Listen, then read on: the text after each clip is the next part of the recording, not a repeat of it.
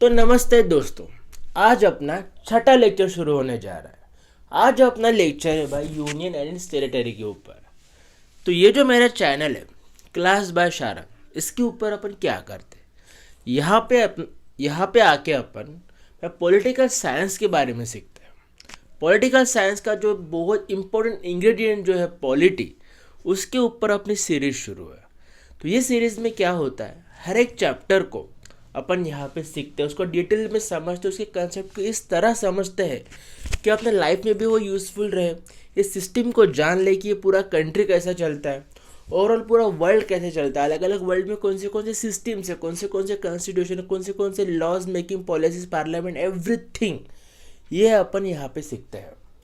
और उसी के साथ अपन इस तरह से भी सीखते हैं कि वो कंसेप्ट अपन एग्जाम में यूज़ करके आंसर के ऊपर एग्जीक्यूट करके अपना प्रिंसिपल, अपने कंसेप्ट उसमें से आंसर निकाल सके और अपन UPSC MPSC whatever the all the जो पब्लिक सर्विस एग्जामिनेशन रहते हैं उसको अपन पास कर सके। बट सबसे इम्पोर्टेंट बात ये है कि मुझे लगता है अपने फ़ैन शुरू करना चाहिए, क्योंकि भाई गर्मी का मौसम शुरू हो रहा है गाइस। तो इसी के साथ अभी यूपीएससी का फॉर्म भी आ चुका है, यानी फॉर्म की डेट तो निकल भी चुकी है, आपने भरा ही होगा। तो एग्ज़ाम की गर्मी भी बढ़ने लगी है, तो उसी के साथ अपने को अपनी प्रिपरेशन की गर्मी भी बढ़ानी होगी ना गाइस।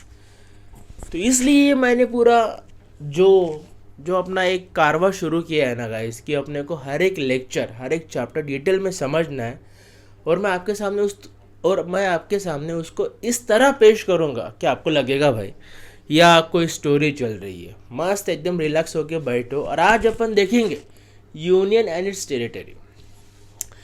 तो अपना जो कॉन्स्टिट्यूशन है, अभी पिछले 5 लेक्चर मैंने आपको बताया, अरे यार हर वक्त तो जैसा कि मैंने आपको पिछले कुछ लेक्चर्स में बताया ही है कि अपना जो कॉन्स्टिट्यूशन है ना वो बहुत बड़ा है नहीं भाई। According to the Google right ना करंटली 448 आर्टिकल्स के ऊपर चले गया विषय, और 25 पार्ट्स तो है ही है। तो उसी तरह अपने कॉन्स्टिट्यूशन का सबसे पहला पार्ट जो है ना भाई, in the part 1 from article 1 to article 4, वो है भाई यूनियन एंड टेरिटरी के रिलेटेड। भारत देश में कितने संघ है, कितने स्टेट्स है, कितने राज्य है, बराबर है, और कितने यूनियन टेरिटरीज है, उसके रिलेटेड कौन से लॉज है, कौन से आर्टिकल्स है, और पूरा उसके कंसेप्ट क्या है, वो है भाई आर्टिकल 1 to 4 में। And this is what we are going to learn in this lecture, कि भाई इसमें क्या विषय है, कौन से कंसेप्ट है, कहाँ पे अपने को प्रॉब्लम हो सकता है, कहाँ से क्वेश्चन आ सकता है, ताकि जब आप बाद में जाके जब एक आधा बुक पढ़ोगे फ्रॉम लक्ष्मीकांत टू एनीथिंग, आपको सडनली स्ट्राइक होगा कि भाई शारंग सर ने ये सिखाया था। तो इसीलिए ना आप थोड़ा ध्यान से सुनो, देखो, वॉट एवर जो जैसा आपको यानी पॉसिबल है लेक्चर सुनना देखना, आप देखो, मैं आपको ऐसा बताऊंगा कि भाई आपके दिमाग में छप जाएगा, ठीक है। तो देखो क्या होता है, India that is Bharat, India that is अपना आर्टिकल 1 जो है ना भाई, इंडिया दैट इज भारत है, इंडिया दैट इज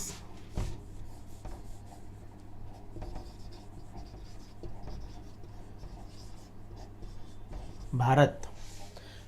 अभी कुछ दिनों में ना भाई आई थिंक 1 साल हो गया शायद से उसको, 1-1.5 साल पहले की बात है, बहुत बड़ा बवाल हुआ था।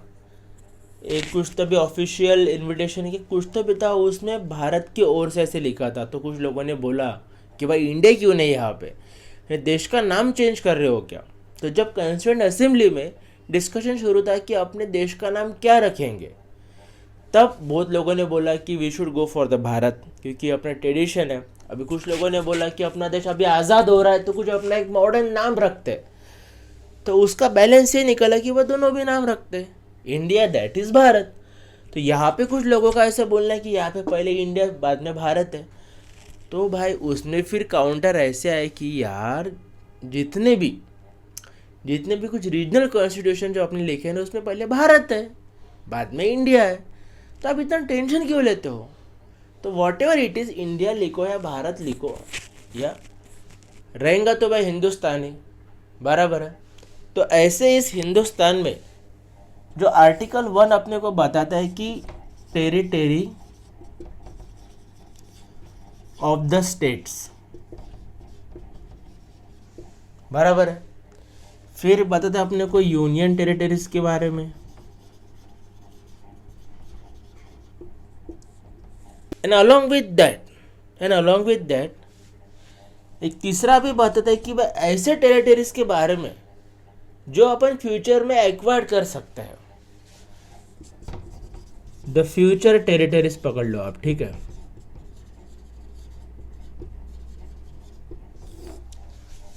तो ये है भाई अपने आर्टिकल 1 में, जहाँ पे अपने को बताया कि कितने स्टेट्स है, उसके टेरिटरीज कितना, उसका एक्सटेंड कितना बड़ा स्टेट है एंड ऑल, ठीक है।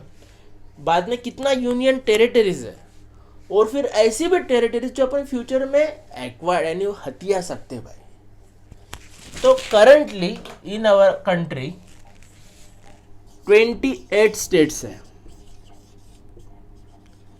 28 states, and along with that 8 union territories है, 8 यूनियन टेरिटरीज।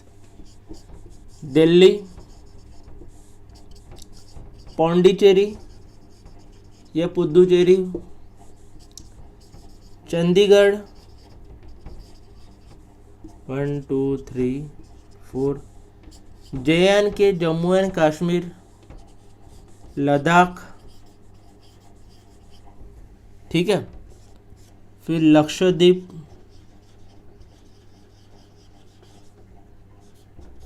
ठीक है।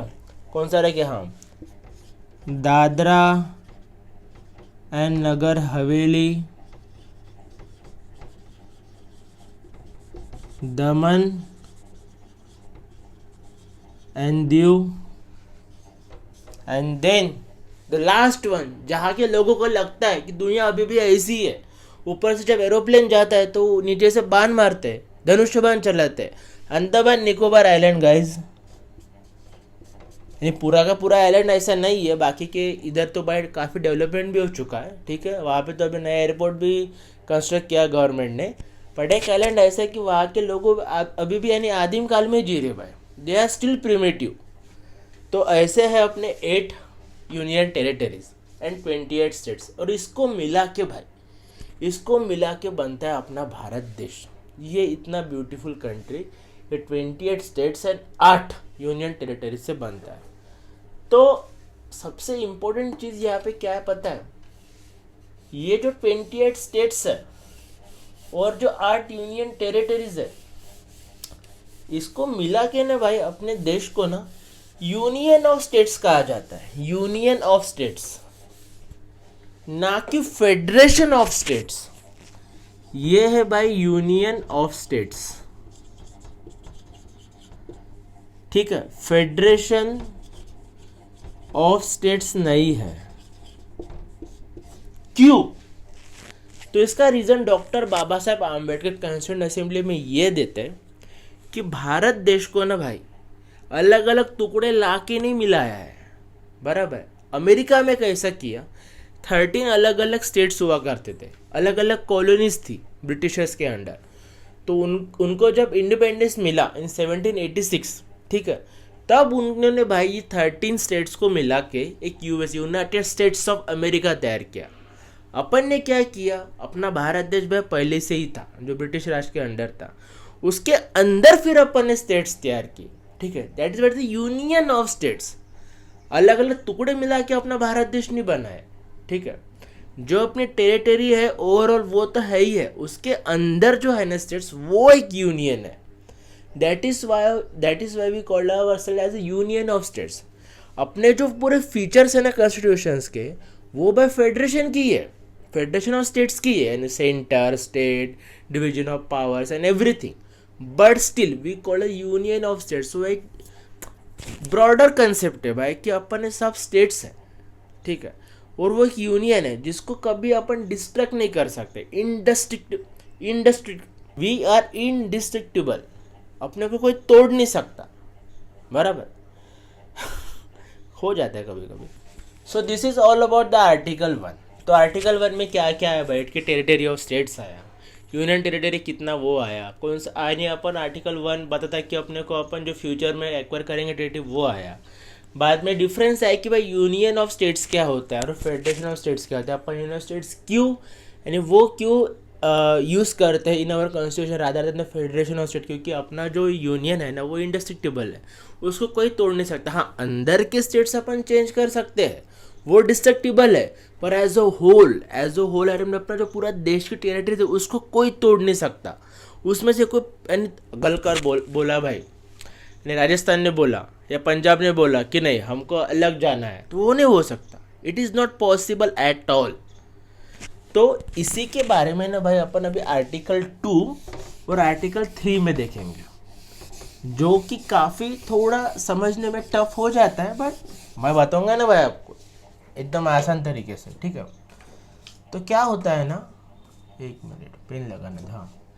सो इन आर्टिकल 1 आर्टिकल 1 तो हो गया भाई अपना। इन आर्टिकल 2 में अपने को ऐसा बताया गया है कि वी कैन एडमिशन और we can establish new states in the union of states, ठीक है। यानी अपन किसी का और पार्ट लेके, अभी जितने भी अपने अलग अलग टेरिटरीज है यानी जितने भी अपने नेबरिंग जो कंट्रीज है उसका एक आधा पार्ट लेके या कहीं और का पार्ट लेके, कैसा भी वो जब अपन चीज़ हथिया लेंगे या अपने अंदर आ जाएंगी by the treaty by the conquering कैसा भी करके, तो उसको ना अपन एक स्टेट बना सकते in our union of states. तो इसका प्रावधान दिया गया भाई in article 2 that we can form a new states by admission by conquering anything. तो ये है भाई आर्टिकल 2 में कि अपन एक नया स्टेट बना सकते हैं by the admission by the conquering what ever the stuff. अभी एक नया स्टेट बनाने के प्रावधान देखो बहुत अलग अलग हो सकते हैं ना भाई, पर मेन बात ये है आर्टिकल 2 में कि अपन एक नया स्टेट बना सकते हैं, ठीक है। अबे आर्टिकल 3 क्या बोलता है भाई, जो एग्जिस्टिंग यूनियन जो है ना, यानी ये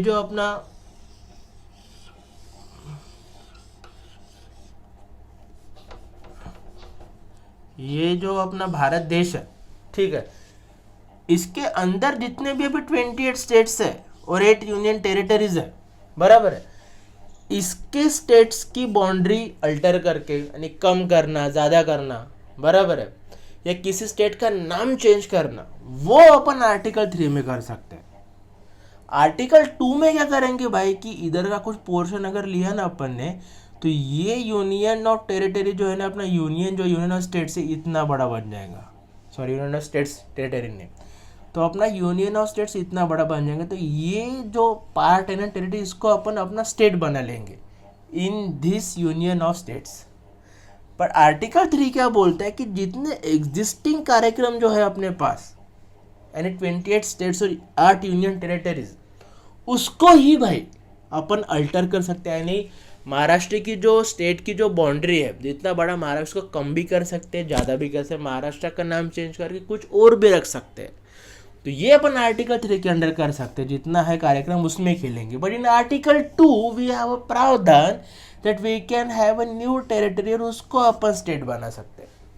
सो this is the main difference between article 2 and article 3, आप लोग समझ लो। आर्टिकल 2 में अपन एक दूसरा स्टेट ला के उसको यूनियन ऑफ स्टेट्स में डाल के उसको स्टेट बना सकते, बट इन द आर्टिकल 3 जो ऑलरेडी जो अपने पास अवेलेबल है उसको ही अपन कम ज़्यादा नाम चेंज करके कार्यक्रम चला सकते हैं। This is the main difference, ठीक है। तो जब भी ये आर्टिकल 2 और आर्टिकल 3 का जब खेल होता है, स्पेशली आर्टिकल 3, अभी अपने आर्टिकल 3 में क्या करना है, अपने को स्टेट की साइज इंक्रीज करनी है या डिक्रीज करनी है, या नया स्टेट बनाना है भारत देश में ही, ठीक है, जैसे कि आंध्र प्रदेश से तेलंगाना बना था, हाँ, या उसका नाम चेंज करना है, नेम चेंज। तो ये करने के पहले पार्लियामेंट में जो अपने प्रेसिडेंट होते हैं, प्रेसिडेंट, उनका रिकमेंडेशन आने को होना भाई इन द पार्लियामेंट, यानी prior recommendation of the president ये पार्लियामेंट में चीज़ चल ही नहीं सकता, बराबर है। प्रेसिडेंट का रिकमेंडेशन चाहिए चाहिए। और उसके भी पहले अलोंग विद दैट प्रेसिडेंट ने भाई पहले जो भी स्टेट का कुछ भी करना होगा, नाम चेंज वगैरह, वो स्टेट लेजिस्लेचर को ये प्रस्ताव भेजते हैं कि तुमको ऐसा करना है वगैरह के। और वो जो स्टेट लेजिस्लेचर होता है ना, सर्टन पीरियड में ना उनको आंसर करना होता है प्रेसिडेंट को, और तब जाके बात फिर भाई पार्लियामेंट में चलती है। बट आप यहाँ पे एक बात समझ लो, अगर स्टेट लेजिस्लेचर ने बोला कि नहीं, हमको हमारा स्टेट कम ज़्यादा नहीं करना, हमको नाम चेंज नहीं करना, तो उसका कुछ मतलब नहीं है गाइस, क्योंकि in the parliament state legislature कुछ भी बोलेगा, पर अगर रिकमेंडेशन आ चुका है फ्रॉम द प्रेसिडेंट, तो पार्लियामेंट में वो चीज़ ना भाई आगे चलेंगी। स्टेट लेजिस्लेचर फिर कुछ भी बोले, क्योंकि सेंटर स्ट्रांग है, पार्लियामेंट अपना एकदम सुप्रीम है भाई, वहाँ पे जो बोलेंगे वही होगा, बराबर है। तो अभी फॉर द यानी खाली नाम के लिए वो स्टेट लेजिस्लेचर को पूछते हैं ऐसा वैसा, बट ये जो प्रोसेस है ना भाई पार्लियामेंट में चलती है without even the consent of the state. अगर स्टेट ने बोला कि हमको नहीं होना तो ठीक है भाई, नहीं तो तुम तुम्हारे पास रखो, फिर पार्लियामेंट में बात चलती है और फिर वो सिंपल मेजॉरिटी के साथ पास होती है, विथ सिंपल मेजॉरिटी। ठीक है, ये बहुत इंपॉर्टेंट है कि इन सिंपल मेजॉरिटी ये सब सारी चीज़ें होती है। तो इसमें चीज़ क्या हुआ था पता है क्या भाई, एक बहुत इंपॉर्टेंट चीज़ हुई थी। देखो, अपन क्या कर सकते हैं, दूसरी जो कंट्री का जो भी पार्ट रहेगा वो अपन अपने भारत देश में ले सकते हैं। कैसे कैसे ले सकते हैं बताओ। एक तो अपन उसको हथिया सकते हैं, बराबर है। अपन पाकिस्तान में घुस गए थे लाहौर के, अरे लाहौर आई थिंक लाहौर कुछ 10-15 किलोमीटर ही बाकी था, लाहौर तक घुस गए थे शायद से, तो वो अपन हथिया सकते थे। वे अपना साइड का बांग्लादेश है, नेपाल है, भूटान है, वो क्या ही है भाई। फिर भूटान को लाने की बात चल रही है, नहीं भूटान अपना यूनियन ऑफ स्टेट्स अपना एक पार्ट बन जाएगा, ठीक है। तो अगर उसको अपन अपने जो स्टेट में आ रहा आर्टिकल 2 के तहत अगर वो इंडिया का पार्ट बन रहा है, एक अलग स्टेट बनेगा, तो ये प्रोसेस भी सिंपल मेजॉरिटी से होगी क्या, बराबर है ना। तो ये जो भारत देश में आने वाली जो चीज़ है ना, उसका इतना टेंशन नहीं है। बट जब बेरोबारी यूनियन केस जब हुई थी, बेरोबारी यूनियन केस, तब लोगों ने बोला कि अगर भारत कुछ अपना पार्ट दूसरे कंट्री को दे रहा तो वो भी सिंपल मेजॉरिटी से होगी क्या। तब सुप्रीम कोर्ट बोला कि भाई अगर अपना देश कुछ अपना पार्ट छोड़ रहा है दूसरे देश के लिए, तो वहां पे स्पेशल मेजॉरिटी लगेंगी। So in this Berubari union case in 1960, ये जो बेरोबारी यूनियन था जो बांग्लादेश को दिया,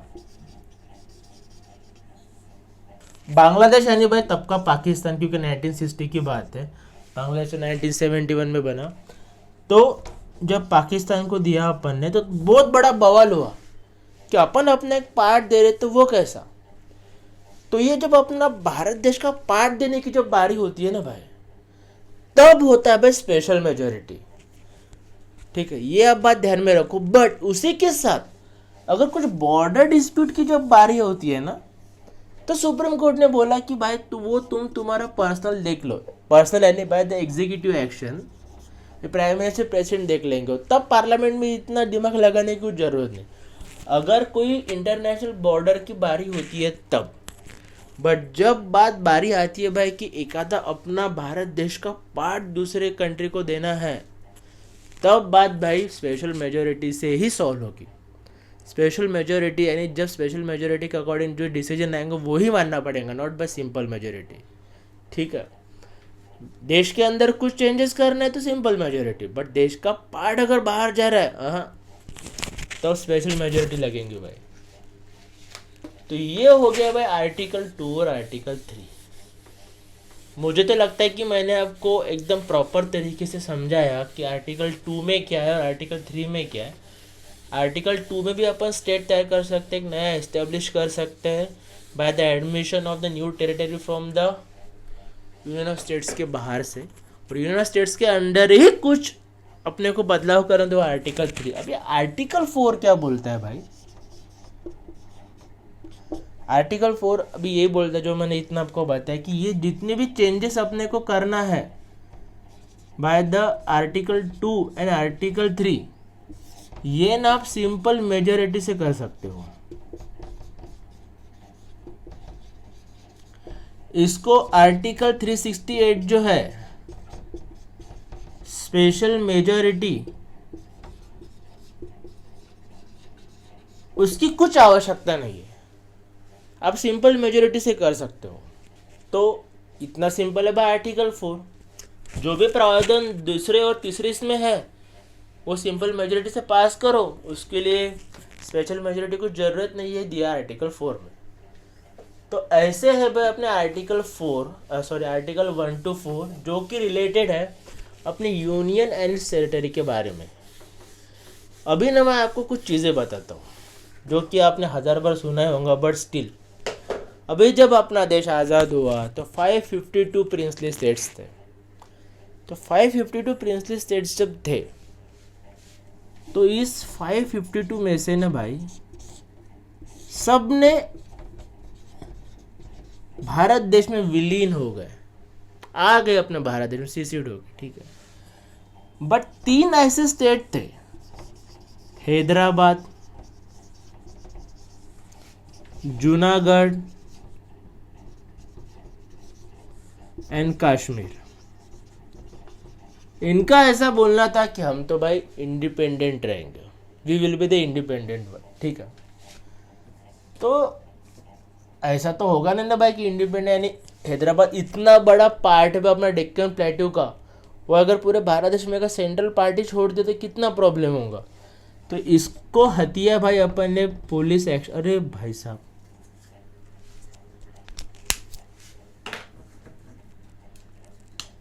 तो इसको हथिया भाई अपन ने बाय द पुलिस एक्शन। हथिया है क्या भाई? कौन कर भाई अपना ही पार्ट था वो, उसको ले लिया अपन। एक बहुत सारा जुलुम विलुम हुआ करता था, वो जान दो, अभी रजाकार सैन वो अलग हिस्ट्री है पूरी। भाई जूनागढ़ जो हुआ ना भाई, वो हुआ बाय मीन्स ऑफ रेफरेंडम, और जो कश्मीर जो हुआ वो हुआ इंस्ट्रूमेंट ऑफ एक्सेशन, ठीक है। तो ये सब मिला के फिर हुआ union of states. Union states कैसा हुआ वो तो मैं आगे आपको इवोल्यूशन बताता ही हूँ। फिलहाल के लिए बात आप ऐसा समझ लो कि ये 1947 के बाद का दौर शुरू है, और ये पूरा अपन ने ये सब मिला के एडॉक, यानी फॉर द टाइम बिंग एक यूनियन अपना पूरा भारत देश जो है, ठीक है, ये तैयार कर लिया है, ठीक है। आई नो कि बहुत बैड पिक्चर है ये वाला, ये अपने 7 सिस्टर्स तो फिलहाल के लिए तैयार तो कर लिया है। अभी लोगों का ऐसा बोलना था कि अगर अपने को स्टेट्स तैयार करने हैं तो वो स्टेट्स तैयार होना on the basis of by language, 1 state 1 language, ऐसा ही होने को होना। अभी इंडिया की डाइवर्सिटी जो है ना, वो कभी कभी ना भाई ये यूनिफिकेशन के बीच में बहुत ज़्यादा आती है। ये खतरनाक पैराडॉक्स चलता है अपने इंडिया में। डाइवर्सिटी तो है, yes there is a diversity, इतने डाइवर्सिटी हो कि हमारा देश एक है, बट विद इन दैट एक देश बहुत सारे भाई टुकड़े टुकड़े भी है। और वो टुकड़े, अभी जवाहरलाल नेहरू को क्या लगा कि ये अगर लैंग्वेज के बेसिस पे मैंने स्टेट्स तैयार किए तो पूरे देश के ही टुकड़े हो जाएंगे। अभी अभी तो भाई यूनियन बना है, अभी यूनियन में अगर लैंग्वेज के बेसिस पे स्टेट तैयार कर दी तो हर एक लोगों को लगेगा कि मेरा प्रांत अलग ही, कुछ मेरा अलग ही अलग इंडिपेंडेंट सोवरिन प्रांत तैयार करता हूँ, ऐसा नेहरू को डर था। पर whatever it is, Nehru ji का क्या डर है और आगे क्या हुआ वो अपने को पता ही चलेगा। तो लोगों ने बहुत डिमांड करना शुरू कर दिया कि ऐसा करो वैसा करो, ये करो वो करो। तो फिर भाई जून 1948 में under the leadership of S के धार एक कमेटी का गठन होता है, लिंग्विस्टिक प्रोविजन कमेटी होती है। और इस कमेटी का मेन हेतु ही होता है कि इस भारत देश में कौन से बेसिस पे ना भाई अपने को एक यूनियन ऑफ स्टेट्स तैयार करना है, यानी स्टेट्स कौन से बेसिस पे तैयार होने चाहिए, एडमिनिस्ट्रेटिव कन्वीनियंस के हिसाब से कि क्या लैंग्वेज के हिसाब से, क्या किस किस चीज़ों के हिसाब से, वॉट एवर इट इज़। तो उसका स्टडी करने के लिए ये ना भाई कमेटी बनाई गई थी जिसका चेयरमैन थे एस के धार। ठीक है, तो धार साहब बहुत ज़्यादा पढ़ाई करते हैं और फिर दिसंबर 1948 में अपना रिपोर्ट सबमिट करते हैं कि भाई एडमिनिस्ट्रेटिव कन्वीनियंस के भरोसे ही आप नए स्टेट्स तैयार करो। और लिंग्विस्टिक जो लैंग्वेज का जो एक कंसिडरेशन था कि उसके बेसिस पे नए स्टेट्स तैयार होने चाहिए, उसको वो खारिज करते, कंप्लीटली खारिज बंद कर देते। वो ऐसा नहीं होने को बोलते। उनका ऐसा बोलना था कि लैंग्वेज के बेसिस पे no states, there should be no states on the basis of language. ठीक है, तो इसके वजह से लोगों में हो जाता है गुस्सा। लोग बोलते हैं कि भाई हमको हमारे लैंग्वेज के बेसिस पे ही स्टेट्स होना। ठीक है, तो उसके बाद क्या होता है ना भाई, नेहरू साहब को लगता है कि यार लोगों में तो गुस्सा बढ़ रहा है, ऐसा कैसा चलेगा। लोगों में गुस्सा स्टार्टिंग में ही बढ़ने लग गया कि हमको ऐसा होना वैसे होना। अभी तो देश आज़ाद हुआ है, देश आज़ादी के बाद ही इतना अगर डिफरेंस लोगों में बढ़ गए तो देश एक यूनिफाई कैसा होगा। तो फिर वो खुद अपनी एक कमेटी बनाते हैं 1948 के दिसंबर में ही। ठीक है, जिसमें होते भाई नेहरू साहब, सरदार वल्लभ भाई पटेल। ठीक है, और उसमें होते भाई पत्ता भाई Sitaramayya. And from the initial उसको बोलते हुए JVP, जवाहरलाल नेहरू, वल्लभ भाई पटेल, पट्टा भाई सीतारमैया। अभी वो भी भाई बम स्टडी करते हैं और वो अप्रैल में फिर बोलते हैं कि नहीं, लैंग्वेज के बेसिस पे स्टेट्स होना ही नहीं चाहिए फिर से। अभी एस के धार साहब ने वही बताया कि भाई एडमिनिस्ट्रेटिव कन्वीनियंस के हिसाब से स्टेट बनाओ, और भाई नेहरू साहब भी फिर से ये कमेटी का गठन करके वही बोल रहे कि नहीं, एडमिनिस्ट्रेटिव के बेसिस पे ही बनाओ, language should not be the prime consideration for the formation of state. वही बोलते हैं। और उसके बाद जो लोग भड़कते हैं ना भाई साहब, क्या आपको क्या ही बताएं। 1949 में बहुत ज़्यादा बवाल शुरू हो जाता है, बहुत ज़्यादा यानी खतरनाक। आंध्र प्रदेश के एक पोट्टी श्रीरामू करके एक आदमी होते हैं, वो अनशन पे बैठते, सत्याग्रह, जो वेपन महात्मा गांधी जी ने दिया है कि अगर कुछ अपने सरकारी चीज़ें नहीं माने तो बस सत्याग्रह अनशन पे बैठो। तो वो अनशन पे बैठे एंड देन 54 डेज के बाद उनकी डेथ हो जाती है। And because of that thing Andhra प्रदेश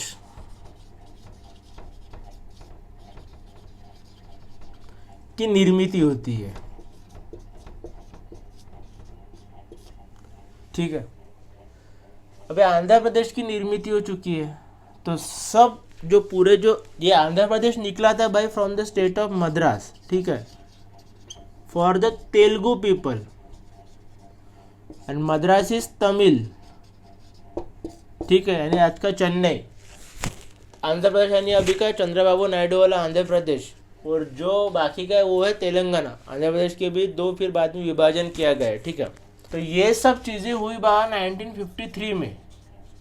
ठीक है, तो 1953 में और एक कमेटी का गठन होता है, फजल अली कमीशन, जिसमें होते हैं KM पानीकर और कुंद्रो। ठीक है, और चेयरमैन होते हुए फजल अली। फिर वो बोलते हैं कि ठीक है, on the basis of language अपन बना सकते हैं, but that should not be the so, यानी वन लैंग्वेज वन स्टेट ऐसा नहीं होने को ना।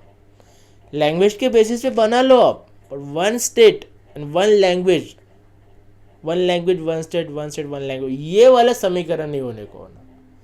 क्योंकि अपने को भारत देश की इंटीग्रिटी, अपने भारत देश की यूनिटी, वो सबसे बड़ी यानी इम्पोर्टेंट चीज़ है अपने लिए। वो एक्सेप्ट तो कर लेते कि ठीक है लैंग्वेज के बेसिस पे बनाओ, पर वन लैंग्वेज वन स्टेट वैसा नहीं होने को होना, ऐसा उनका बोलना था। ठीक है, तो यहाँ पे आप एक बात समझो यार कि मेरे को कुछ तो भी बताना था इस चीज़ के रिलेटेड, मेरा अभी दिमाग में नहीं आ रहा। ठीक है, तो ये सब चीज़ों के वजह से ना अपने भारत देश में हाँ मेरे को याद आया, तो एक पुष्पक पंत करके एक जो खाना जो होता है फूड, उसके स्पेशलिस्ट है वो, उनके पॉडकास्ट आपको मिल जाएंगे यूट्यूब पे। तो उनका ऐसा मानना है भाई कि भारत देश में जो विभाजन हुआ स्टेट्स का, यूनियन ऑफ स्टेट्स जो बने ना, वो लैंग्वेज के ऊपर ना बनते हुए वो बनाने को होना था ऑन द फूड प्रेफरेंसेस, यानी कि लोग क्या खाते हैं। उनने पूरा थ्योरी दे के बताया भाई कि यानी महाराष्ट्र के लोग जो पीनट्स होते हैं उसका तेल पसंद करते हैं, तो वेस्ट बंगाल के लोग कुछ अलग तेल पसंद करते हैं, साउथ इंडिया अलग खाता है, नॉर्थ इंडिया अलग खाता है, साउथ इंडिया अलग खाता है, साउथ इंडिया में कोकोनट ऑयल ज़्यादा चलता है।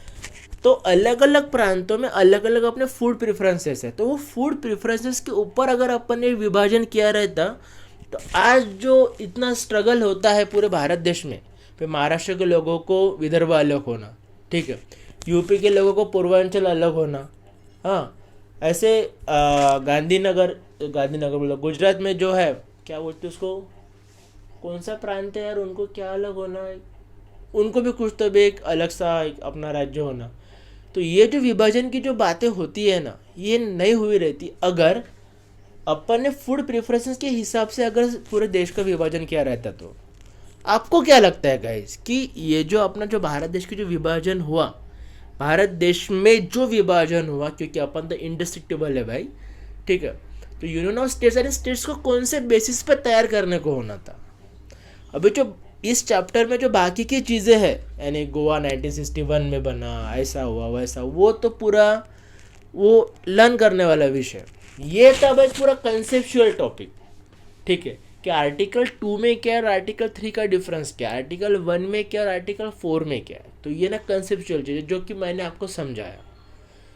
तो इस चैप्टर में खाली इतना ही कंसेप्चुअल चीज़ जो कि मैंने आपको बताया, आगे आप यानी कौन सी भी जो बुक होती है उसमें से आप पढ़ सकते हो। But these are the thing जो है अपने यूनाइटेड टेरिटरी। तो आज अपन ने आर्टिकल 1 देखा, इंडिया दैट इज़ भारत देखा, क्यों है, कितने कितने स्टेट्स है, कितने यूनियन टेरिटरीज है, तो ये सारी चीज़ें अपन ने पढ़ी। तो इसी तरह आपको मैं सिखाते रहूँ, मुझे मोटिवेशन मिलते रहे, इसलिए आप मेरे को प्लीज़ सब्सक्राइब करो, ठीक है, और मेरे को बहुत ज़्यादा लाइक करो, शेयर करो, ताकि मेरे को और मोटिवेशन मिले और ऐसे वीडियोस बनाता रहूँ। मैं आई विल ट्राई डेली, नहीं तो फिर एक दिन छोड़ के तो मैं डेली अपलोड करूँगा ही करूँगा, ये मेरा आपसे वादा है। That's all, thank you, please subscribe.